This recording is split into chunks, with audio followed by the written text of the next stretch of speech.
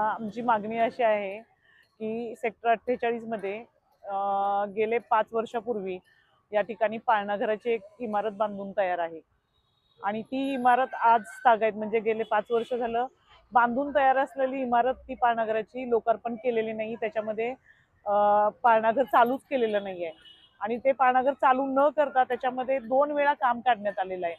त्यांनी त्या इमारतीमध्ये लहान मुलांच्या वस्तू ठेवलेल्या होत्या खेळण्याच्या, त्या वस्तू खराब झालेल्या आहेत. मग जर तुम्हाला पाळणाघर चालूच करायचं नव्हतं तर ती इमारत का बांधण्यात आली, हे प्रश्न विचारण्यासाठी आणि ते पाळणाघर कधी चालू होते त्याच्यासाठी आम्ही आज उपोषण या ठिकाणी केलेलं आहे. काल पालिकेचे समाज विकास अधिकारी आलेले या ठिकाणी आणि ते एक पत्र घेऊन आलेले होते की आम्ही आयुक्त साहेबांच्या बरोबर बोलणं केलेलं आहे. त्यांनी ही इमारतीचे उद्घाटन करा म्हणून असं आपल्याला सांगितलेलं आहे. तर त्याच्या संदर्भात आपल्याला एक निवेदन सादर करायचे आहे.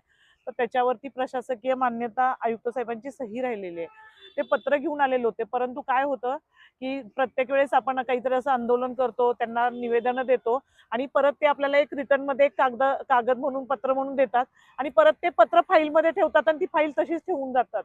तर मग आमचं म्हणणं आहे की मी 15 दिवसापूर्वी त्यांना पत्र दिलेलं होतं की 15 दिवसापूर्वी त्यांना सांगितलेलं होतं की तुम्ही जर ही इमारत चालू नाही केली तर आम्ही उपोषणाला बसणार आहोत. मग 15 दिवसाचा कालावधी का घालवला त्यांनी ते प्रशासकीय मान्यता घ्यायला. म्हणून त्याच्यामुळे ते पत्र आम्ही एक्सेप्ट नाही केलेलं.